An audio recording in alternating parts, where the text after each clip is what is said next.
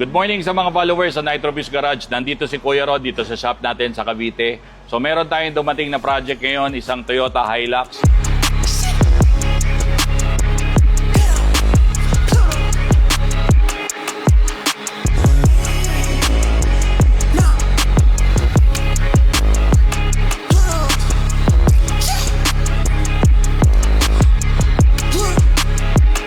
Itong poging-poging Toyota Hilux na to, meron na siyang existing exhaust. Actually, ang nakalagay sa kanya, downpipe, pero stock pa pala yung nandito sa likod.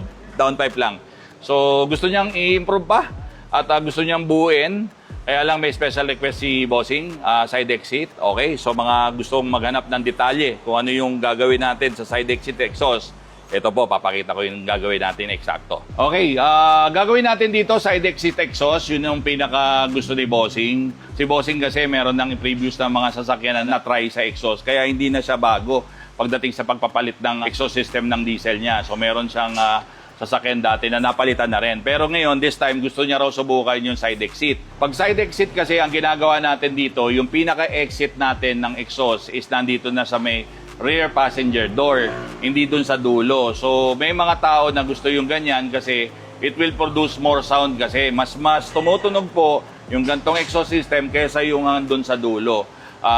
And also, maganda ang talon nito, ibig sabihin yung torque. No? Ang problema ko lang sa kanya, nung na-try ko siya to my own car, medyo namamatay yung dulong takbo. Pero kung hindi mo naman ginagamit yung mga high RPMs na o yung nasa takbong 160, 180 o top speed ng habol mo, okay pa rin naman to gamitin. Actually, maganda tong panglaro kasi maganda to sa low to mid range power ng sasakyan. So yun po yung target ni Bossing.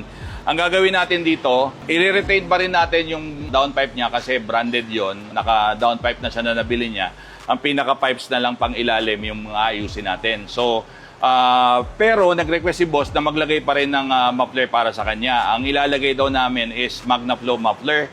Tapos dun sa pinaka-exit niya, doon kami maglalagay ng dalawang MagnaFlow tip naman doon sa may side. So ano po again yung mga disadvantage ng mga gantong setup, no? Unang-una, there are risks na may mapaso po doon, especially pagka nagsasakay po kayo ng passenger nyo at nandun po nakatapat yung usok doon sa may rear door, may possibility mapaso. So ingat lang din sa mga gusto ng gantong setup. Paingatan nyo po yung mga passenger nyo na medyo iwasan yung area na may mainit dun sa ilalim ng passenger door. So yun na po yung pinaka-project natin para sa araw na to, sa mga gantong sasakyan at yung mga client namin na ganito ang gustong setup sa exhaust nila. Magandang template po ito. Panoorin. Gave myself the credit, bought it to me with no cosign. I don't need a loan, I'm on 10, I'm my own dime. Y'all got no control, the type to sign away your whole life still. In a muddle to my neck, I love a spa day. I still lift the world's weight, shoulder showing all gain. Still on one on my off days. Still prefer some color skin over the brown spray.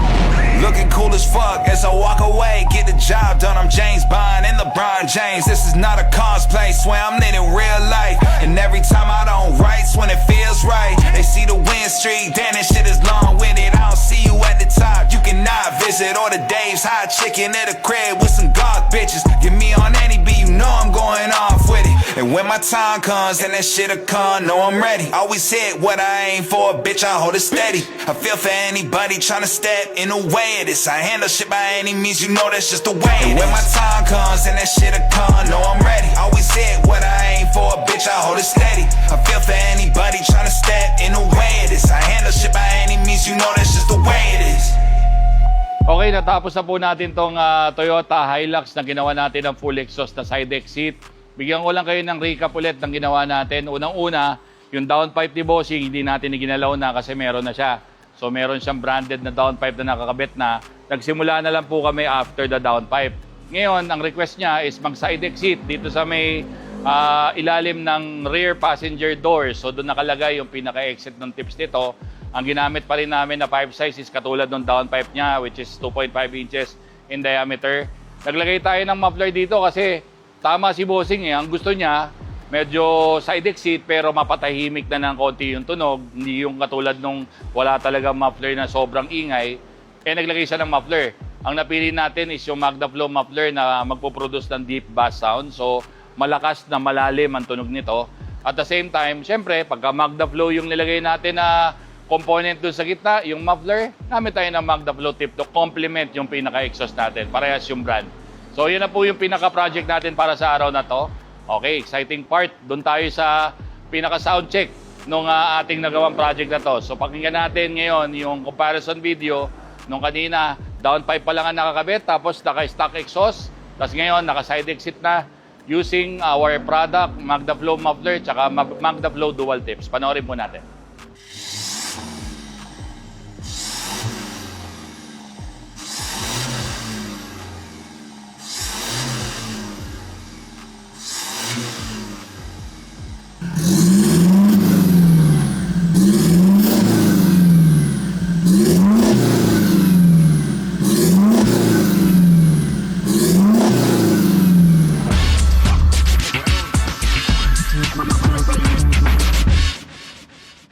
It's the passion. Our work is driven by passion for cars.